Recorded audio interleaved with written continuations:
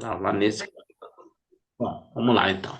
Lembrar o pessoal que pode nos interromper a qualquer momento. Apocalipse de João. Como nós já falamos, aqui Apocalipse significa revelação. Apesar do termo do livro Apocalipse do Apóstolo João, o livro não é de João. E logo no capítulo 1 ele fala revelação. Apocalipse significa revelação, aquilo que estava oculto e que vem a ser descoberto, de Jesus. Quem está revelando é o Cristo. Então, Apocalipse, apesar de estar escrito por João, não é de João. É igual a gente fala assim, aquele livro Há 2000 anos de Chico Xavier. A gente muitas vezes fala isso, né? Mas todo mundo sabe que o livro não é do Chico, o livro é do Emmanuel.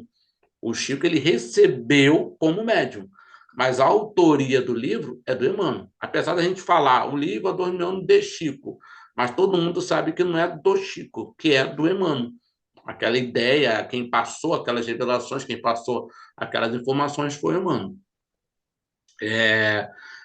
A qual Deus lhe deu para mostrar aos seus servos as coisas que brevemente devem acontecer, pelo seu anjo as enviou, as notificou a João, seu servo. Seu anjo, quem seria esse anjo? Uma espécie de espírito superior, um mentor espiritual. A palavra anjo significa mensageiro, tá? Aí no versículo 2, o qual testificou da palavra de Deus e do testemunho de Jesus Cristo e de tudo que viu. Testificou é o que? Testemunha. Quem testificou? Quem foi a testemunha? Quem está recebendo? João.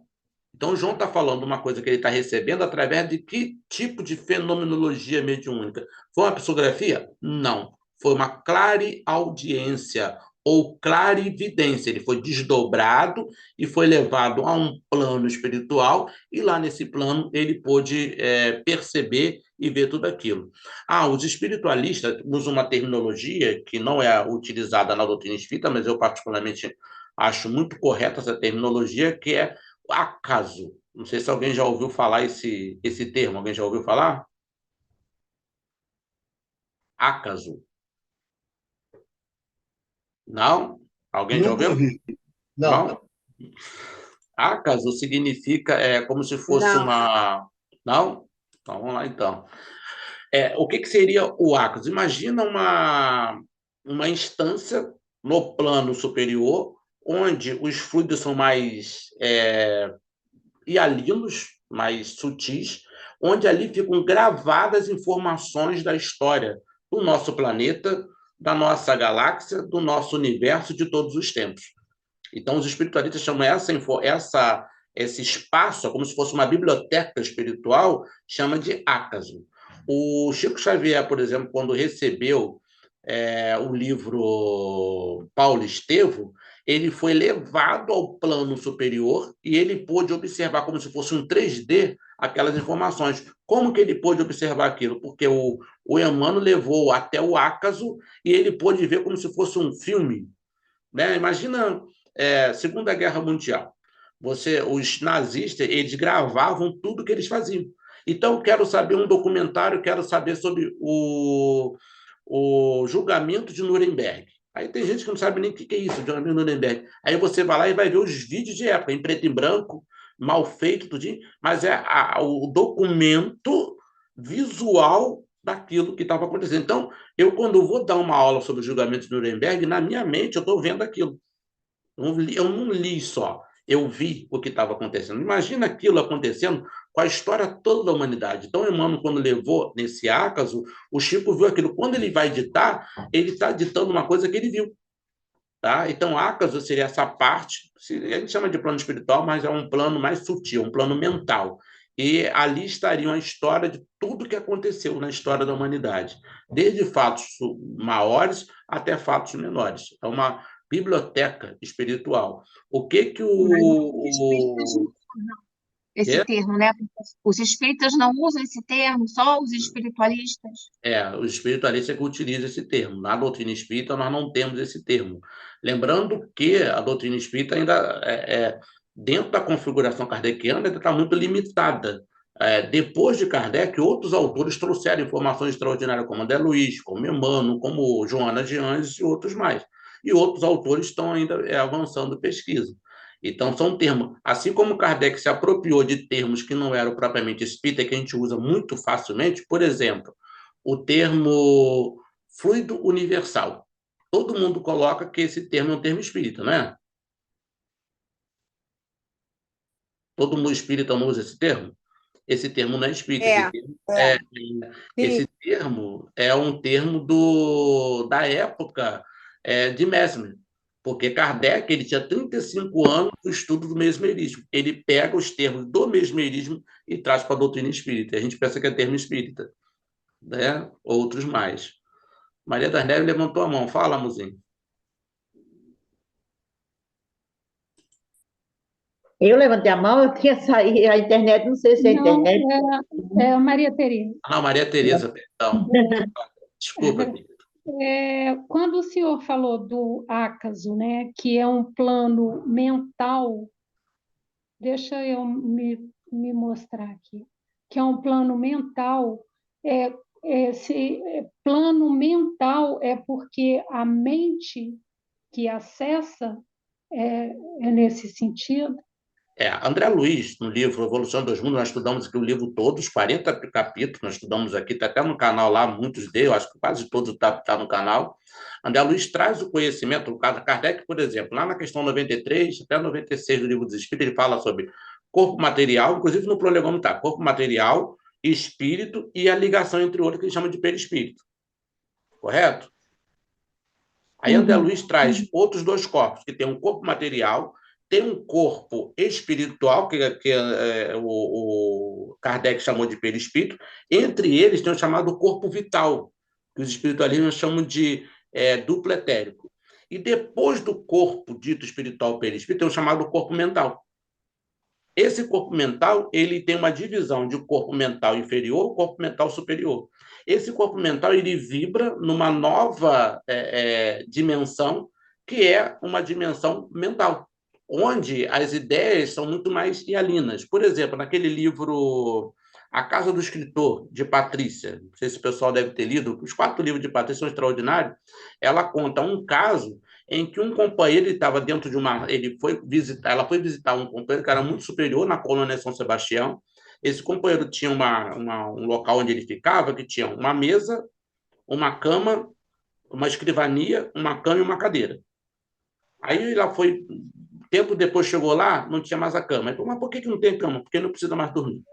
Aí depois não tinha cadeira e não tinha escrivania, porque ele falou que ele lia e escrevia, mas ele não precisava mais escrever. Era um espírito tão superior que não precisava mais daquilo.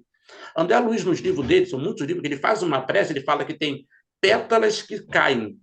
Aí a gente pergunta, mas de onde que aquela pétala cai? Caiu de um plano superior, que é um plano mental que está acima do plano astral, que é o plano onde André Luiz está, que a gente chama de plano espiritual.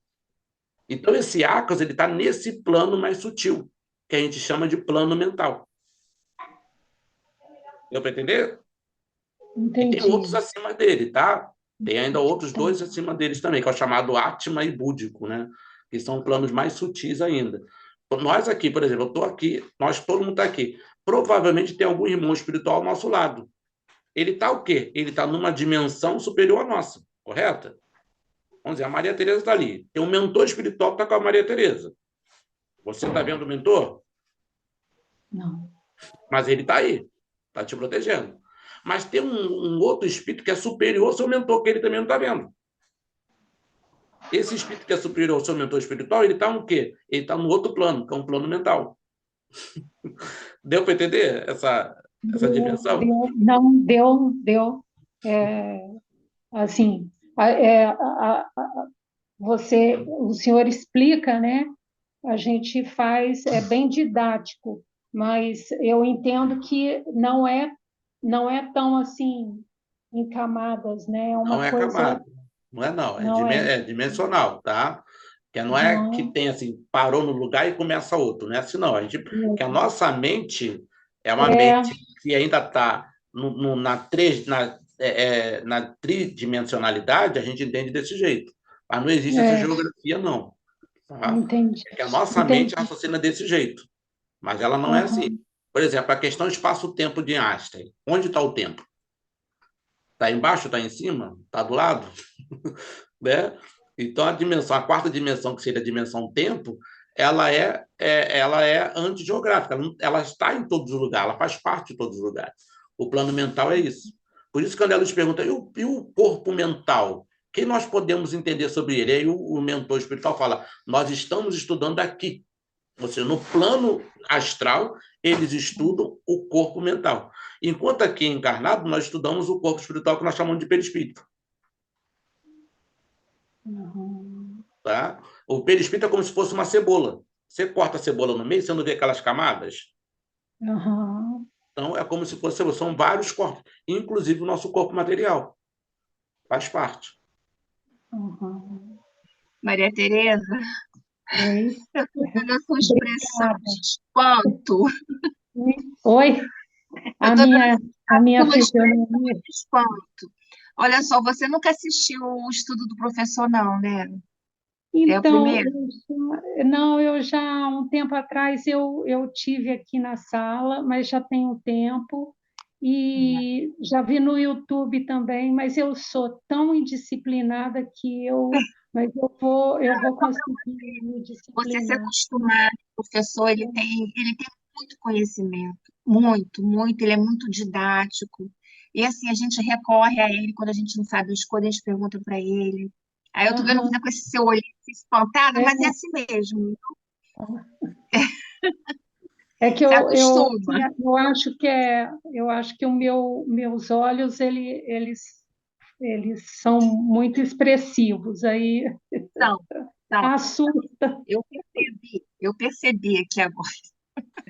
Gente, mais alguma questão, gente? A gente não Desculpa aí tem pressa de nada, interromper. não, tá? Não tem pressa, não. Vamos trazer qualquer questão, a gente pode trazer, tá? Vamos lá, qualquer coisa pode parar a qualquer momento. Não tem...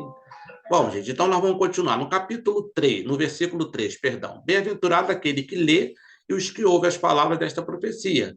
Guardam as coisas que nela estão escritas, porque o tempo está próximo. Foi aquela colocação que a Ana Rosa fez. Mas aquilo, o Apocalipse foi escrito, não é para saber o que ia acontecer 2000 anos depois, se ia ter guerra no Hamas. Não. A ideia era falar sobre aquela geração. Essa era a ideia do Apocalipse naquela época. Depois, é claro que nós fomos interpretando de maneira diferente. Aí, no versículo 4, João, as 7 igrejas que estão na Ásia, graça e paz sejam convosco da parte daquele que é, e que era, e que há de vir, e da parte dos 7 espíritos que estão diante do seu trono. Vamos lá. 7 igrejas são 7 igrejas. Né? Porque existia 7 igrejas, ele vai identificar aquelas 7 igrejas daquela época.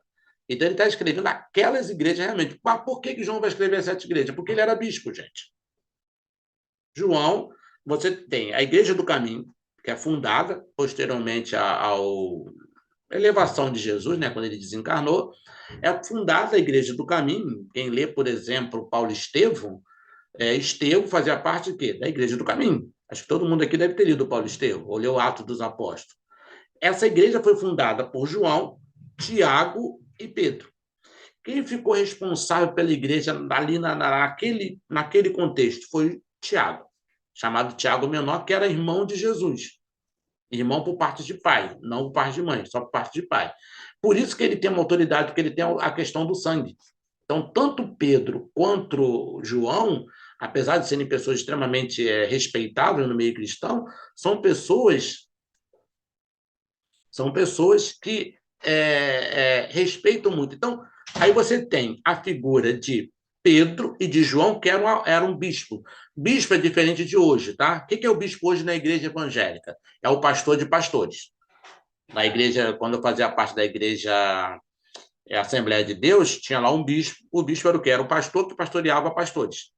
O bispo, naquela época, era um pastor que não ficava na própria igreja. Ele caminhava, partia para outra cidade para pregar o evangelho. E quem fazia esse papel? João e Pedro.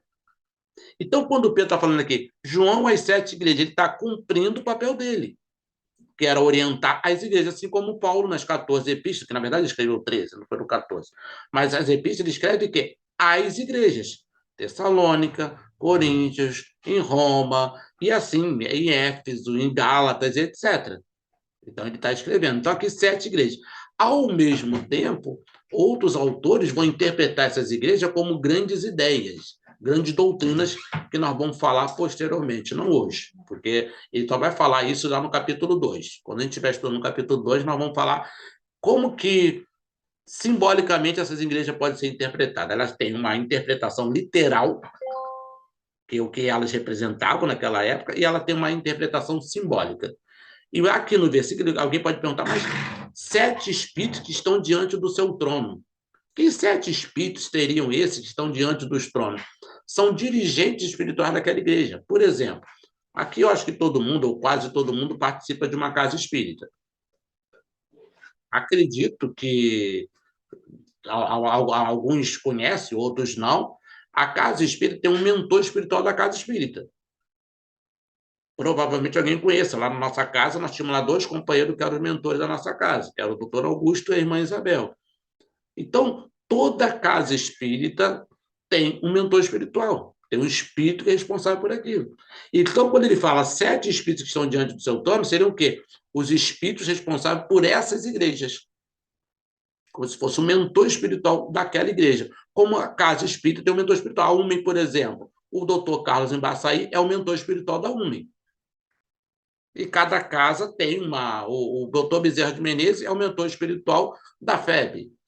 E assim, outras casas espíritas, toda casa espírita tem um mentor espiritual. Como a Joana de Anjos é o mentor espiritual da casa lá na Bahia, da casa da Mansão do Caminho que o Divaldo dirige. Me entendido aqui, gente? Tranquilidade? Vamos lá. Sim. Aí o versículo 5. Nós vamos assim, cada versículo, para a gente não perder detalhe, tá? Então vamos pegar versículo por versículo. Nós vamos tentar ler os 22 capítulos, né, aos poucos, e interpretar versículo por versículo. Da parte de Jesus Cristo, que é fiel testemunha, o primogênito dentre os mortos, e o príncipe dos reis da terra, aquele que nos amou e seu sangue nos lavou dos nossos pecados. Ou seja, então ele fala aqui, João está escrevendo as 7 igrejas, que são atendidas por 7 espíritos, com mentor espiritual, e da parte de Jesus. Quem é Jesus? Primogênito dentre os mortos. O que significa essa palavra primogênito dentre os mortos? É uma configuração, é uma ideia de passar que Jesus era o único espírito de perfeição sideral que encarnou aqui na Terra. Na linguagem espírita, o único espírito puro que teve aqui na Terra. Outros espíritos extraordinários estiveram aqui, mas o único que já tinha chegado ao ápice da evolução humana foi o Cristo. Tá? E aqui mais tarde fala, aquele que nos amou, em seu sangue nos lavou dos nossos pecados. Aqui, quem está falando isso é João, que para nós espírita é destituída de sentido. Não tem uma lógica nisso. É uma lógica que o João acreditava como uma pessoa, assim como o Chico pode escrever, mas ele também tem ideias pessoais que pode ser errada. É uma ideia dele, e de repente ele pode estar errando. O João também errou. Então, aqui, quando ele fala, o seu sangue nos lavou dos nossos pecados. Nós fizemos um comentário aqui, eu vou ler para o pessoal que não estiver conseguindo ler aí, né? Crença respeitável, mas incongruente e irracional, sem base na ideia do livre-arbítrio, onde cada um tem a responsabilidade de seus atos. A cada um segundo as suas obras. Quem disse foi Jesus. Então, se essa ideia de o sangue... Perdão, pode falar? Professor, desculpa. Pode também ter sido uma tradução equivocada e utilizada pela Igreja Católica, porque a Igreja Católica tem esse negócio de o sangue de Jesus lava os nossos pecados, né? Os nossos irmãos evangélicos também acreditam muito nisso, né? Que é tudo baseado naquele diálogo lá no finalzinho do livro de Lucas, quando fala dos discípulos de Emaús. Então, essa ideia nasceu lá naquela ideia, dos discípulos de Emaús. Ou seja, que Jesus representa o Cordeiro, que era uma ideia judaica, que não é uma ideia cristã, que saiu do judaísmo e foi incorporada no cristianismo. Isso no século III, no ano 398, 392, e depois assentada no ano 425. Essa ideia foi incorporada, por quê? O que os judeus faziam? Quando, no final do ano, eles se reuniam e os sacerdotes imolavam um bode. Pegavam o bode, cortava o pescoço do bode, acendia uma fogueira e jogava aquele sangue que crepitava. É como um líquido né, o sangue líquido batendo no fogo, crepitava. Aquele sangue dentro daquela fogueira ali de madeira fazia crepitar e subir aquela fumaça. Aí os judeus acreditavam o quê? Que as narinas de Deus assimilavam aquela fumaça. E ele lançava raios, estabelecendo se o povo estava realmente, digamos assim, limpo ou não. Aí o sacerdote entrava no Santo dos Santos com uma corda amarrada na sua cintura e com aquele sininho, tipo sininho de boi. Ele ia lá para receber a revelação divina. Diz os autores que quando Deus não aceitasse aquela oferta, ele mandava um raio e consumia o sacerdote. Quando eles puxavam, só havia o corpo todo queimado. Aí eles tinham que arrancar suas roupas, botar o rosto em terra e chorar que durante um ano inteiro eles teriam que se sacrificar por aquilo. Ou quando Deus aceitava, na língua de Deus aceitava, o sacerdote vinha e falava, o sacrifício foi aceito. É a ideia do bode expiatório. Ou seja, o bode expiou pelos pecados da população. Jesus não era o bode, Jesus era o cordeiro. Então, quando Jesus morre na cruz, a ideia que nossos irmãos católicos, nossos irmãos evangélicos defendem é que o sangue dele foi derramado, então nenhum outro sangue precisa mais ser derramado. Nós já estamos salvos. Por isso que nossos irmãos discordam de nós espíritas. Que nós espíritas falamos o quê? Nós somos responsáveis pelos nossos atos. Se eu estou aqui passando por algum problema, ou Ana, ou Maria Tereza, ou Miriam, ou Maria das Neves, ou Vitor, nós estamos aqui passando por algum problema resultante dos nossos equívocos, que nós mesmos que fizemos. Foi ninguém que pecou por mim. E para eu me reabilitar, depende de mim, não depende de outra. Então, essa ideia, desde aquela época, é uma ideia judaica que foi incorporada no cristianismo, que até hoje é repetida sem uma lógica. Perfeito, professor. Obrigada. A chamada vaquinha de presépio, né? A gente vai repetindo, né? Bom, então essa ideia é uma ideia equivocada no versículo 5º e no versículo 6º. E nos fez reis e sacerdotes para Deus e Pai. A ele glória e poder para todo sempre. Amém. Reis e sacerdotes é o quê? Nós somos espíritos, nós somos pessoas importantes para Deus. Isso que ele está querendo dizer. No versículo 7, eis que ele vem com as nuvens e todo olho verá, até os mesmos que o traspassaram. E todas as tribos da terra se lamentarão sobre ele. Sim, amém. Olha só que coisa interessante. Aqui tem duas revelações interessantes. Primeiro, todo olho da terra o verá. Então, ele fala que Jesus vai vir entre as nuvens, não vai vir mais como Jesus, vai voltar como Cristo. Não vai ver aquele homem humilde, vai voltar com um espírito realmente extraordinário. Mas o que é mais interessante é como é que o mundo inteiro, antes de Jesus apareceu aqui no Rio de Janeiro, como é que eu daqui de Santa Catarina, o pessoal que está no Japão, o pessoal que está na Inglaterra, o pessoal que está nos Estados Unidos, vai ver Jesus ao mesmo tempo que ele está lá no Rio de Janeiro só? Como é que é possível isso? A minha mentora já respondeu aqui. Bom, se ele vier sendo ele como trazendo consolador, né? Aí todo mundo vai poder ver. Mas como é que a gente pode ver alguma coisa que está acontecendo agora? Por exemplo, um míssil que está caindo lá no hospital, lá na faixa de Gaza. Quase no mesmo horário, todo mundo está vendo no mundo inteiro, não está vendo? Seria outro plano. Seria Pela ciência, tecnologia? Exato, seria gente. A mídia, né? Hoje não é assim? Isso. Uma coisa que está acontecendo na hora, todo mundo sabe, no mesmo minuto. Então, quando fala todo olho verá, são a internet, os avanços dos meios de comunicação atual, a mídia. Não, tecnologia. A tecnologia, isso mesmo, né? Aí ele fala aqui, os mesmos que o transpassaram.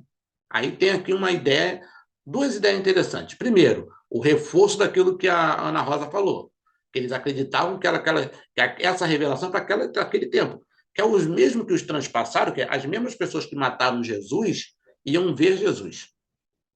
Aí vamos lá, tem duas interpretações. Primeiro, o que ia acontecer seria naquele momento, ou se acontecesse em outro momento, não seriam aquelas pessoas naquele corpo, mas aquelas pessoas encarnadas.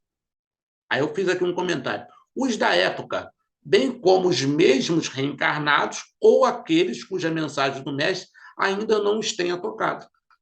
Então, quem é que vai ver, quem é que vai se sentir tocado ou que vai lamentar, como eu falei aqui. Todas as tribos da terra se lamentarão sobre ele, ou seja, quem vai se lamentar? Aquele que ainda tem um coração impuro, aquele que ainda não se transformou.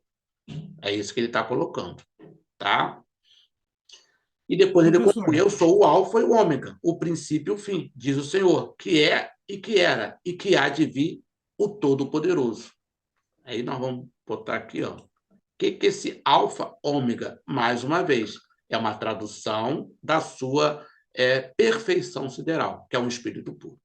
Gente, nosso tempo acabou, nós estamos no versículo 8, nós vamos semana que vem dar continuidade por causa do nosso horário. Alguma dúvida até aqui? Que nós estamos aqui, falta 2 minutos aqui, pelo meu horário aqui, faltam 2 minutos para a gente terminar, que é o tempo da gente fazer a nossa prece. É tão bom que passa tão rápido. Para a gente respeitar o nosso horário aí. Alguma dúvida que tem para tirar nesses 2 minutos? Deu para entender legal? Eu não entendi uma coisa. O senhor falou que essa revelação, que esse livro é para aquela época. Uhum. Ah, tá, mas para aquela época, não para nós. Não entendi aqui. Porque, é o Para pensamento. nós também, que nós não reencarnamos. Sim, não, mas o senhor jogou. Tá. O senhor não falou que é para aquela época. Época. Eu penso ali, naquela época, aquela região, aquele povo, né? É o que Não nós nós. falamos.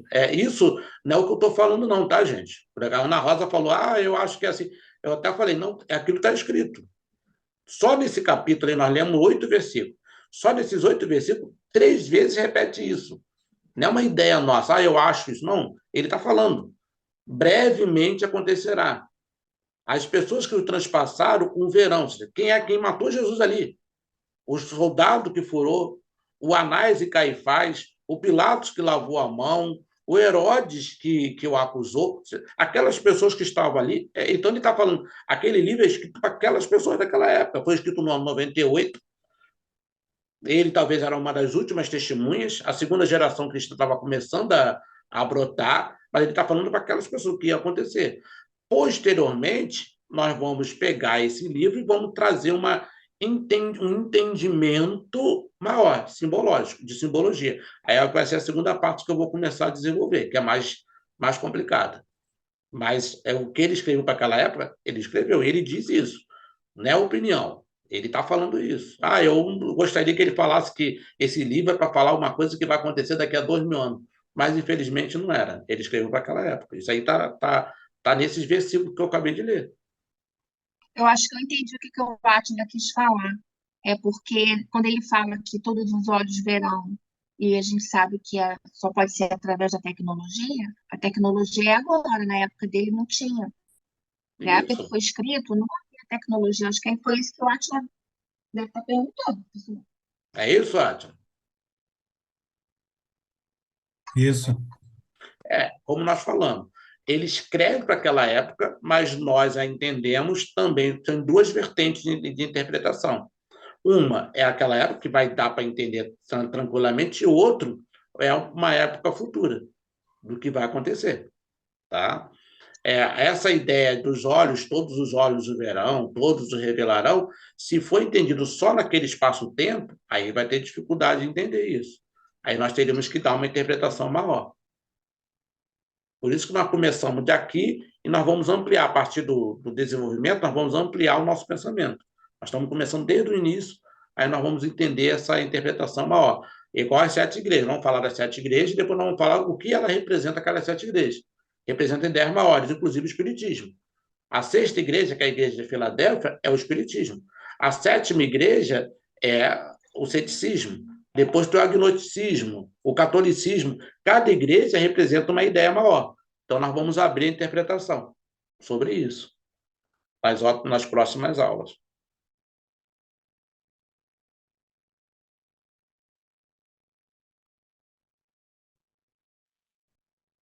Gente, ok aqui?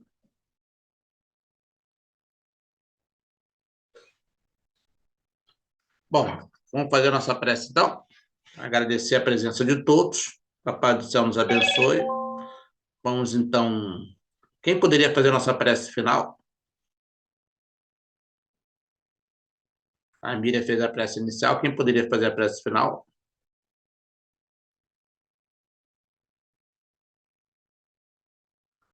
Aponta o dedo, Cláudio. Ó,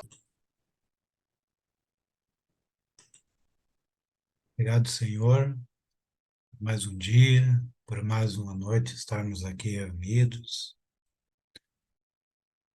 Obrigado pela oportunidade de crescer, Pai, a cada dia mais. Nos dá o entendimento necessário, que nós possamos entender as palavras que o nosso irmão nos entregou,